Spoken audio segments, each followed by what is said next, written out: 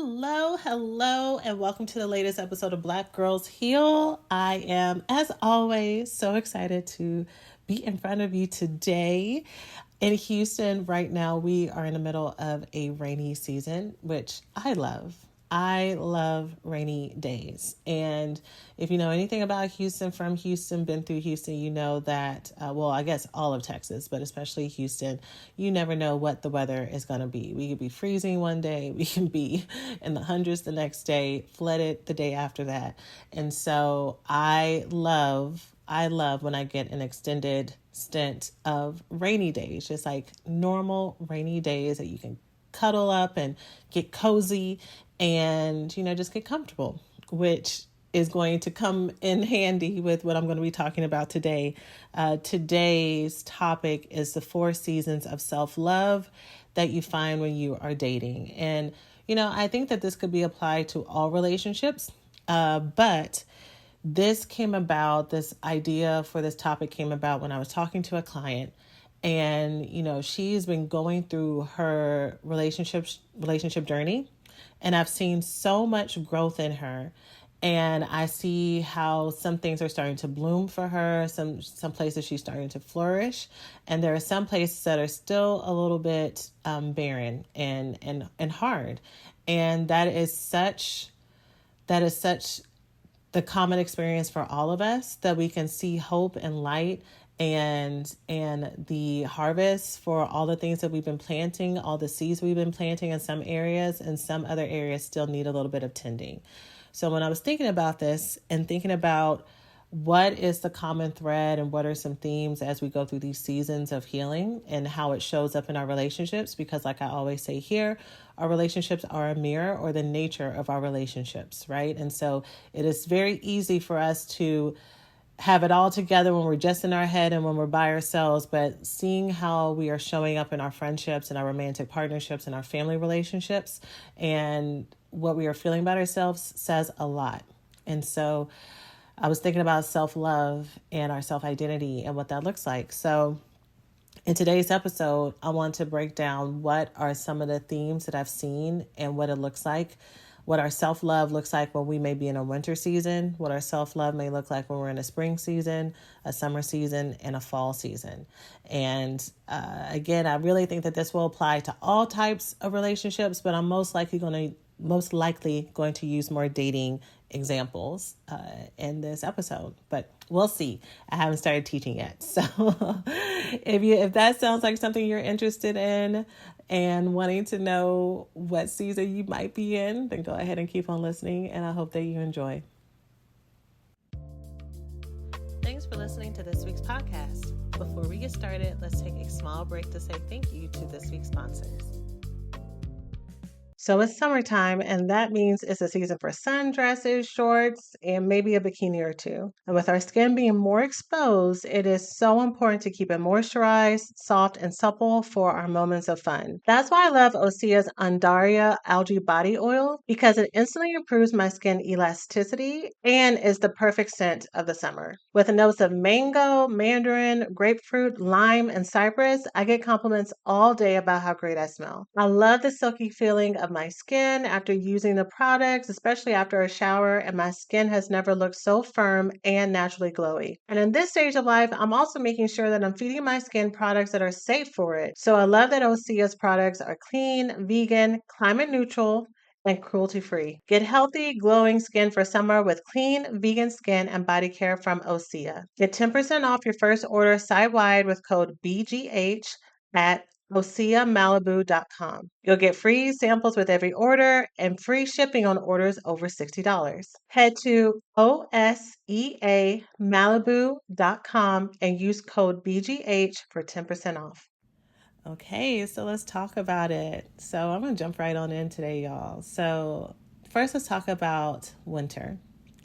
So I'm starting with winter because winter is the season that we think of when we think of it being hard, right? We think of harshness. We may think of a barren place, a time when it seems like things are not growing, that things are a little bit more difficult than it needs to be, cold, feeling alone.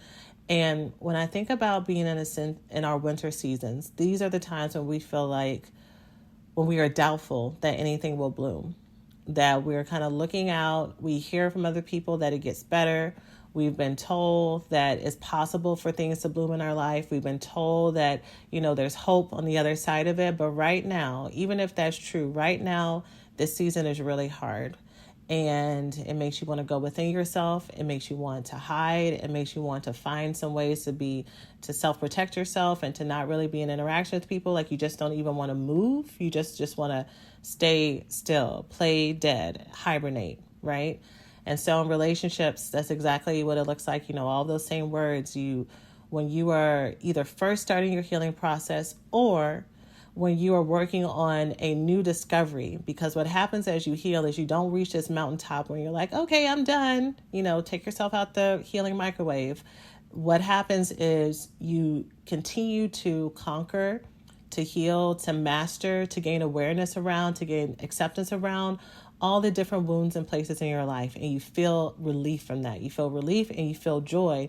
But because you're growing, because you're self-aware, because you are open to being a better human being and learning about yourself and learning about what's important to you, and your eyes are open, you find more things. You find out, oh, there's some codependency. I thought that I had already worked through that. Okay. Or, oh, there's a little bit of ego. Or, oh, there's some fear. Or, oh, here's some social anxiety when I thought I had worked on it, and you continue to have different areas that you are pushed in. Here's some depression. Here's some anxiety. And it doesn't mean that the previous work that you've done has not worked. It means, you're at a next level. And now you get to work in this new space. Now you get to heal what's coming up for you here. And so again, say you have just discovered something new. And so in this place, it's scary. No matter how much work you've done, no matter how much you have conquered or healed or self-awareness you've had, when you discover a new insecurity or when you discover a new hard place, those initial feelings, even if they only last a minute or two, but those initial feelings do come that it's like, oh my God, like this is so heavy. This is hard. Why do I have to even deal with this? Why couldn't my parents just hug me when I was little? Like whatever thoughts come up, it's like more, there's more. And then also because you don't really know how to deal with it, you don't have the skills around it, or maybe you've been trying to use skills to work through it and it just hasn't worked. And so winter is and can feel rough. And so when I think about self-love and what it looks like, self-love in this season looks like self-doubt. Self-doubt of whether or not you can do it, whether or not there is hope for you, whether or not there is more.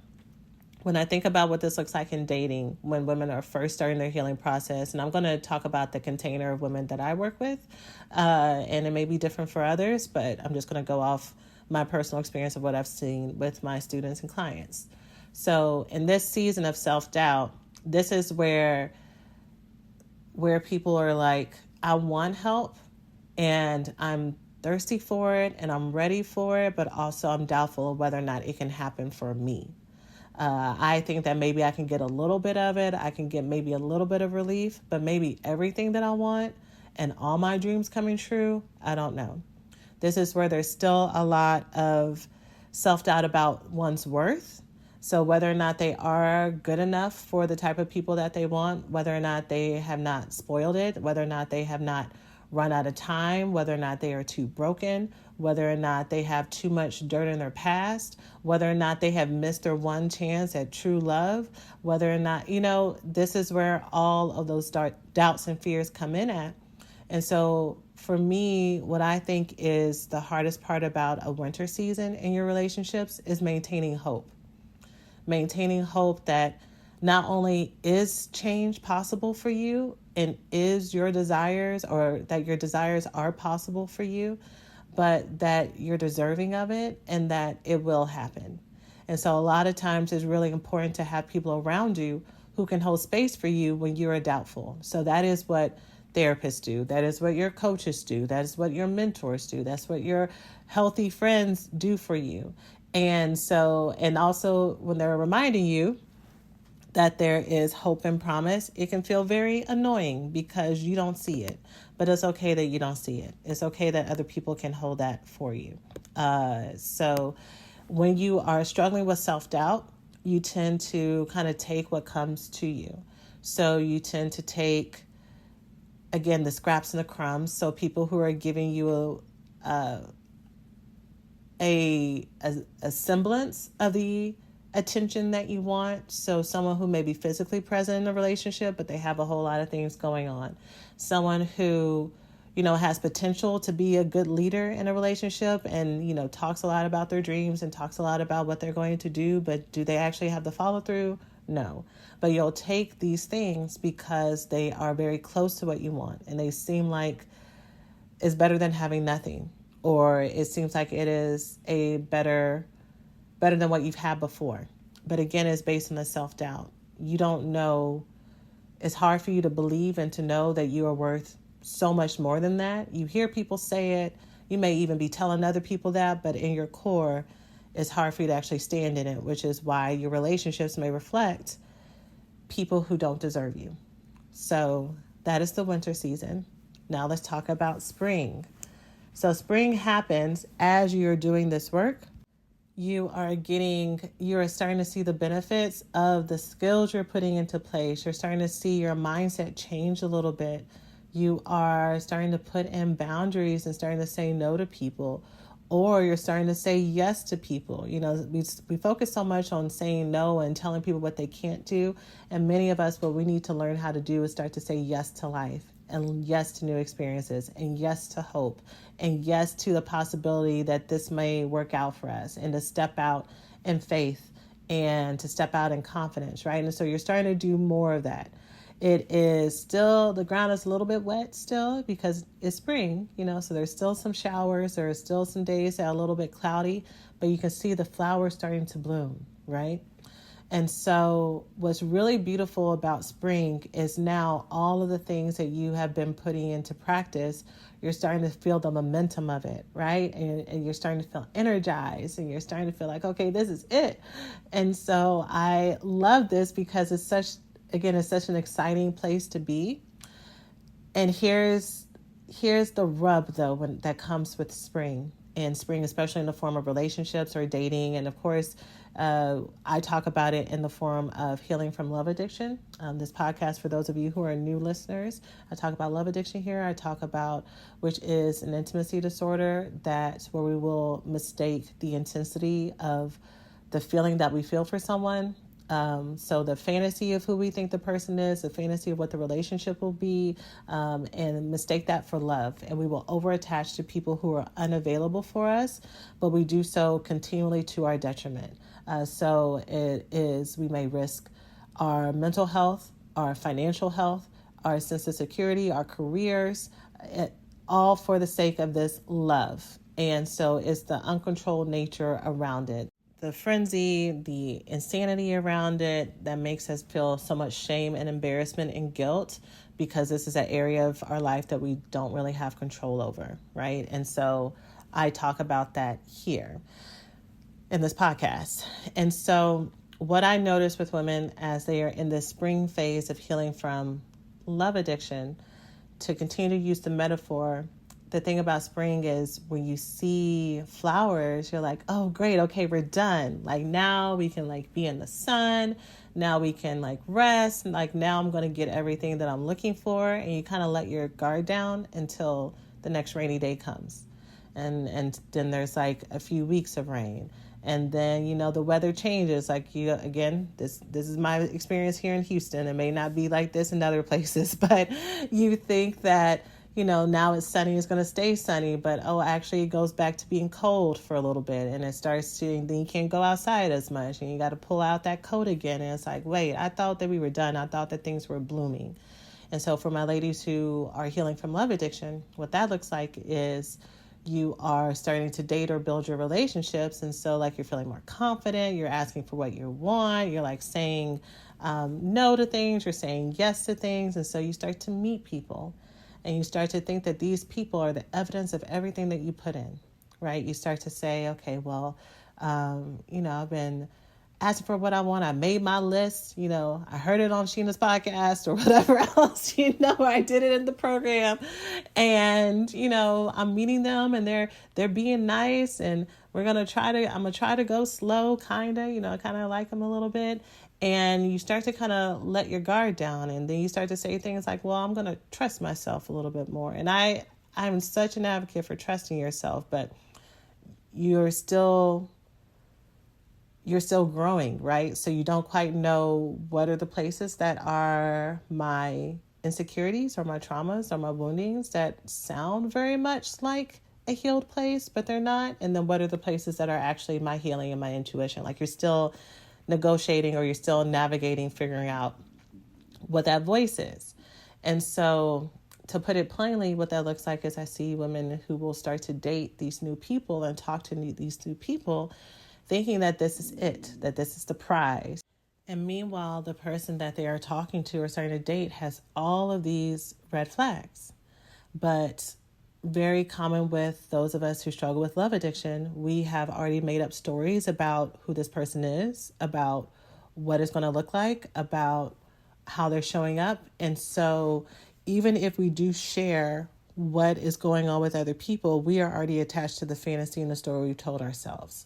And also, part of the fantasy and story is not just because of love addiction. Like, this is also how we've been affirming ourselves, right? Like, the proof that I'm actually getting better is that I've been able to attract or be attracted to this great person.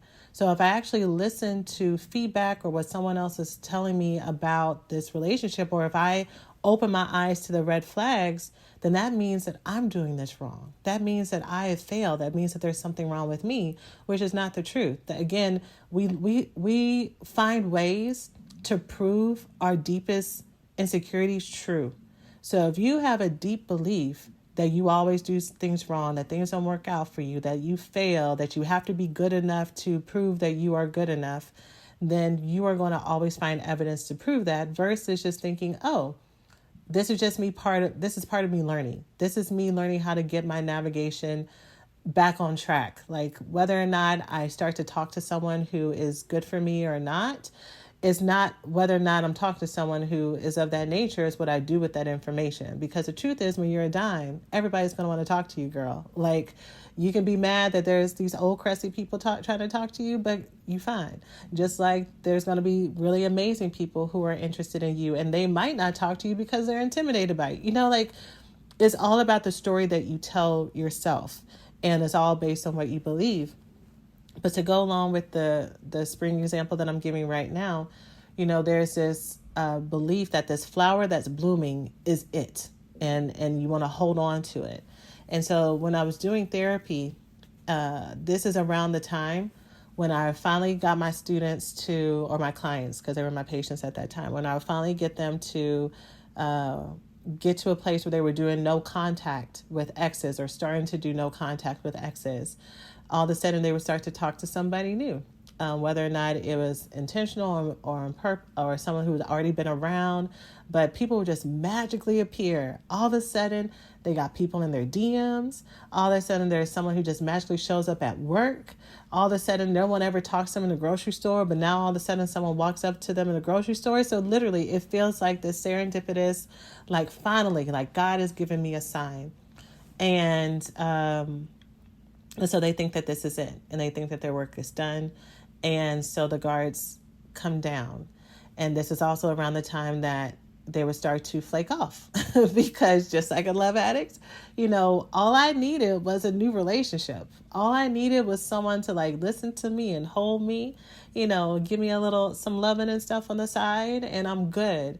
And sessions would get further and further apart, and until they realize that maybe this was just a first bloom, but there still needed to be some time for the weather to even out, that they still needed to wait a little bit, that they still needed to tend their garden, they still needed to pay attention to what might actually be a worm versus a dangerous caterpillar, to figure out. I'm not a good gardening person, y'all, so I don't know the metaphors, but like, what are the traps and what are the things that are actually evidences of growth?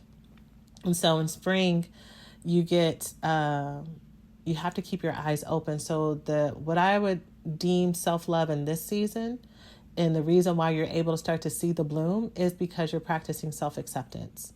You are at a place where you're starting to accept who you are and whose you are, which is where your ability to start to look at your identity and what you want and ask for what you want is coming into play. And so you're starting to see what that looks like. Like, what happens when you finally start to show up for yourself, right? And that you don't lose your whole livelihood, that you don't lose your friendships, that people actually want to hear you, but you still are working on staying in the grounding of when bad things happen or when breakups happen or when bad dates happen, to not go back to the barren place, to not go back to the places of winter and self-doubt, and start to unravel all the things that you have really built and grown, and to know that you are still you, right? That is the goal of spring, to practice that self-acceptance.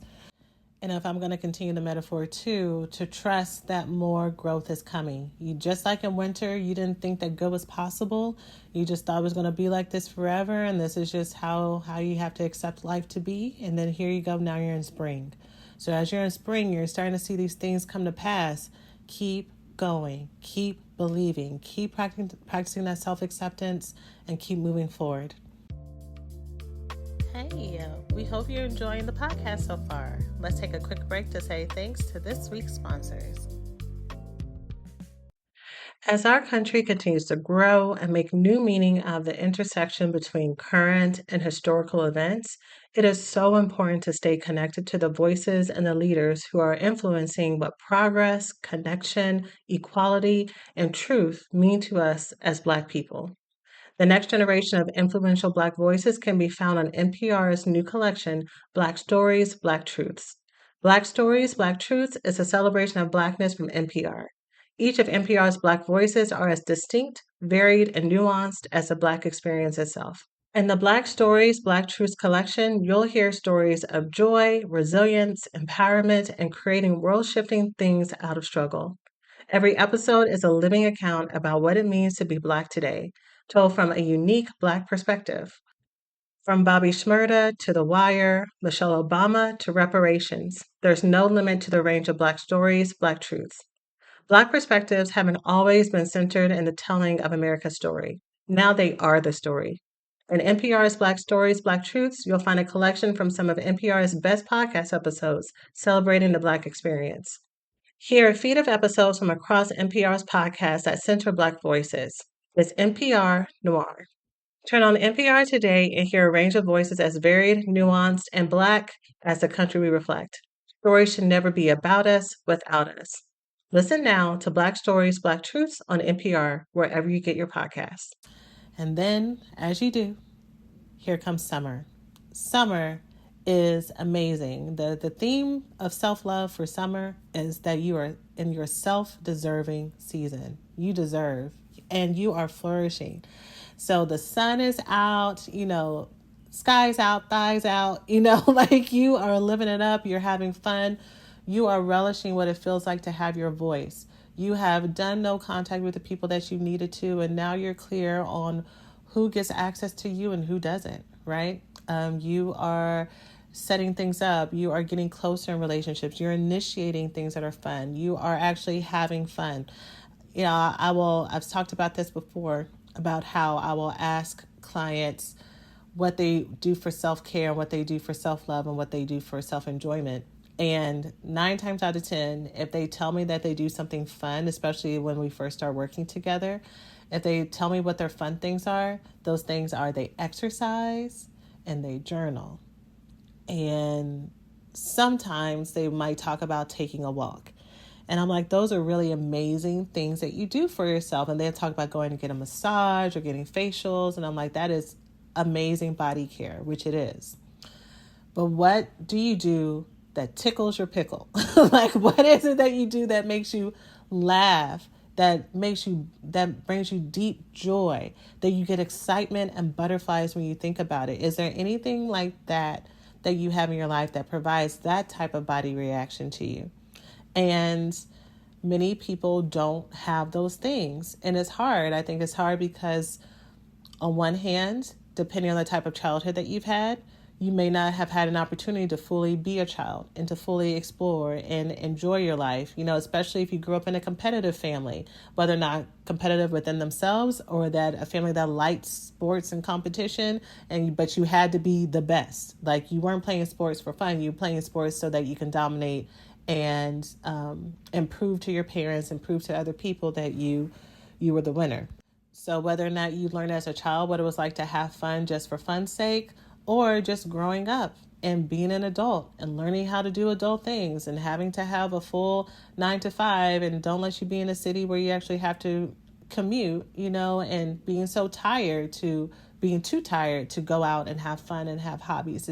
It is difficult when this is not something that was always given to you. But in this season of summer is about pleasure. Summer is about figuring out what lights me up, right?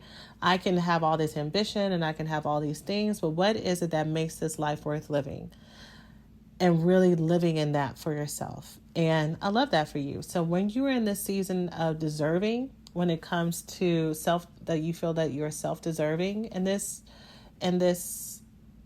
chapter of your life, then you are having amazing times with your friends. You are having better dates, even if they're with people that you don't like or don't end up going further with.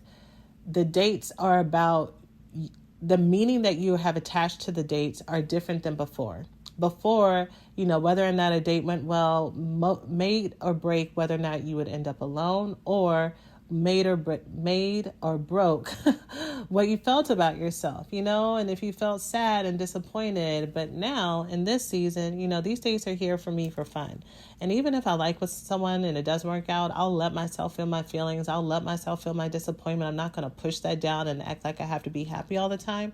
But I have hope and I have a full life outside of this. And I have people who I love and people who love me, and my sense of self-worth is not based on whether or not this relationship works out, right? So it is a whole 360 holistic cultivating that you have made that has made your whole world bright and happy and fun, okay? So that's our season of self-deserving. And then finally, so you may be thinking, how can it get better than this, right? Because I've been going up, or is she going to take a turn and go down with fall? And actually fall is our cozy season, y'all. Fall is the season that I call self-expansion. So when I think about fall is the season when we are digging into resting and connecting, getting comfortable. We're making plans. I literally think, and I have pulled up the lyrics, I think about Beyonce's song Cozy. And it was immediately one of my favorite songs off the Renaissance album because of these lyrics I'm about to read to you. So the part of the chorus where she talks about to be cozy means cozy, comfortable in my skin, cozy with who I am. I love myself, goddamn. Cozy, right? Another part of the song talks about she's a god, she's a hero, she survived all she been through, confident, damn, she lethal. Might I suggest you don't fuck with my sis because she's comfortable. And so in this season, you've gone through so much. You have learned so much. You have grown so much. You have made meaning of the things that have happened and learned from them. You have learned how to practice talking to your inner child and loving on her and soothing her. You have learned how to attend to her in similar ways. So there were several episodes back where I've talked about this actually a couple times in these recent episodes, and I'm so sorry, I can't tell you which one it is. But I talked about being in conflict or being in an intense discussion with a loved one or a lover or a partner, and learning how to go to them with what you need, but that the primary place that you need to go is within yourself.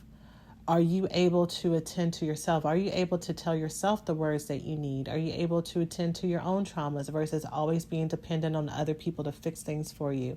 And that's different than you holding it in and thinking that people don't want to hear from you and thinking that your feelings are too much and you're a burden. That's not what this is. Your feelings deserve to take up space. You deserve to be heard. And added to the resources that you have accumulated, which is talking with others, talking to your therapist, and telling other people how you feel, you've learned how to talk to yourself, and you've learned how to hold yourself, and you've learned how to love yourself. And now this is really just you settling in and getting cozy and getting comfortable and expanding and learning and growing more, right? Like your routines are set in for like self-love and for your relationships. You have really built in this internal sense of self-trust, and you have started to cultivate relationships around you that you trust, right? And it is really just amazing. So I really think of emotional sweaters. I was going to cut that out, but I'm going to keep that in because I think I'm funny. I crack myself up. So when I talk about emotional sweaters, I just mean wrapping yourself up in self-love. So what does this look like in relationships? To just be fully immersed in this self-love and self-acceptance and self-deserving, all the stuff you've been cultivating and growing on, and now you're expanding. This means that you're showing up fully in these relationships, like I already said, and that you are initiating things with other people, initiating whether or not it's connecting with them in person, sharing your feelings and your emotions with them. You are mutually holding space for them as well. You are telling people if you need something from them. You are letting people help you. You are helping other people. You are finding joy in that. In your romantic partnerships, you are asking for what you want, and you are settling into this is how it gets to be. Relationships get to be easy for me. Life gets to be easier for me. It doesn't always have to be an up and down. This can be really important times for your body work, especially learning how to get out of your mind, learning how to rest and take up space for yourself, learning how to not always be on the move, learning how to trust. A lot of spiritual growth tends to happen a lot in these phases as well. I mean, there's spiritual growth across the board, especially if you are someone who has a lot of spiritual connections. But I think at this place is really where it's easier, and it's very important for you to not feel like you need to be in control, and to learn how to surrender and to just exist and just to be. And it's a really great place to be. But guess what happens? Guess what happens to bring it back full circle, like I said at the beginning, because you're at a place where you are learning about yourself, and you're learning about what you need and what you don't need, and you're learning about what you like and what you don't like, and you are learning how to attend to that inner little girl and making her safe. Something gets discovered, whether or not just being in relationships with other human beings who may love you dearly, but they may reflect some things that you didn't have the space to deal with before. It's not that more things are created. It's that as you've gone through life, your body, your psyche, your spirit could only handle one problem at a time, like just a few insecurities at a time. We can't do it all, right? And so as you become safer, as you become stronger, as you become more confident, that's when more things, your body feels safer to see these things. Like we don't have to have the self-protection and defensiveness. Or maybe you've worked on your defensiveness and now you're able to see some things that maybe you weren't ready to work on before. And now you get to do that work, which brings us back to winter, right? And so the insecurities around whatever it is that you have just discovered may come up. Fear about whether or not this is something that you can actually overcome. This feels bigger, like you've worked through so much, you've overcome so much, you've healed so much, you have gained so much self-love, but for some reason this mountain feels insurmountable, right? And it makes you want to run, it makes you want to hide. It may make you feel embarrassed. If you're someone who struggles with perfectionism, this may trigger, and one of your core negative beliefs is, I'm not good enough, or I have to win, or I have to be the best, or something like that, then this can definitely trigger all of that performance stuff within you and make you feel as if you don't deserve the love that you have, or make you feel like other people are looking at you or talking about you or thinking less of you because that's how you feel about yourself. Not that it's actually happening, but it's how you feel about yourself. So you're projecting things. People love us so much, and when we are around healthy people, it's up to us to get on their level. It's up to us for us to catch up to the love that they're putting down for us and to trust it. But again, when you have healthy people around you, they'll hold space for that. So in the meantime, again, this winter season starts to come up, but hey, guess what? You're not starting at zero.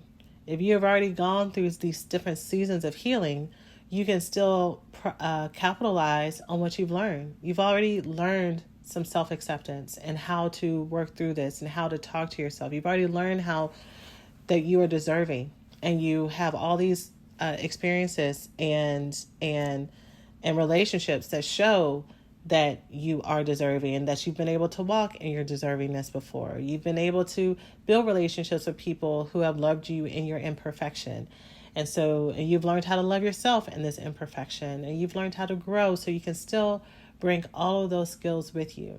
And so one of the things that I had to learn as I was going through these different seasons, going through a couple of cycles, is I would say things like, and this is me using the metaphors I'm using now. I didn't actually say this, but just to fit all the vocabulary into place here, it would be like, well, you know what? Spring is going to come. In other words, one day I won't feel this way. One day it'll all be better. So I'm going to have hope for that day where I don't feel this way. And what I'm learning and what I've continued to learn over time is that is not the sign of healing. The sign of healing is not the first buds of the flowers that come in spring, and it's not having this summer of fun and pleasure. It's when I'm in the winter moments, when I'm at the places where I'm feeling bleak and I'm feeling scared and I'm feeling alone, can I tap into loving that part of myself that feels scared and feels alone? Can I give her the comfort and give her the hope and optimism that she needs? Can I let her know that no matter what is happening around and no matter what insecurities you have, whether or not you work through this now, or whether or not you're always feeling this type of insecurity or having this area of growth, this thorn in your side, you are always going to be beautiful and deserving. You are always going to be amazing. You're always going to be a precious gift in this world. Can I talk to myself in that way? Can I own and hold that pose wherever I am, even in that imperfection? And so that is what I strive to now. That is where my goals are, learning how to be comfortable in just being and learning how to receive, whether or not I'm in my winter, spring, summer, or fall seasons. Can I still receive, and can I still be, and can I still hold the pose of the worth that I carry? And so that would be my challenge for all of you all. And my challenge as well is to allow yourself to go through the process. Especially if you've been binging through the podcast episodes, you've heard 4 or 5 years worth of podcasts where I have kind of poked at my fellow perfectionists and said, you're going to try to rush yourself through this process and say, okay, I got it, and understand it in your head and understand all the concepts and really, really hold on to these spring moments where you're like, okay, great. I've been going to therapy. I'm in a healthier relationship. I've been doing this. I've been taking my vitamins. I'm losing weight. Great. I got it. I might not be perfect is what you tell yourself, but I might not be perfect, but I got it. And then a hurdle comes and you take it very, very hard and you start to self-doubt. And so I want you to know that that's going to happen. I'm not telling you that to avoid it. I want you to know that the hard parts are going to happen. The moments of self-doubt will happen. And again, it's what you do with that. Do you reach out for help? Do you get access to support? Do you change the relationships around yourself? Or do you just stay where you are? This past weekend, I did the conflictual relationships with your mother workshop, which was so great. Again, we went over another hour. It was almost 2.5 hours worth and it was only supposed to be 90 minutes. And so I love teaching these workshops live. So if you keep missing them, you need to go ahead and join us because we had an amazing time. But one of the things that I taught during that workshop is I talked about how with every problem, we have 4 decisions. And I've said this in a previous episode too, but we all have 4 decisions for every problem. And a couple of those examples or a couple of those options are we can solve the problem, we can change our perspective, we can radically accept it, and the 4th one is we can stay miserable.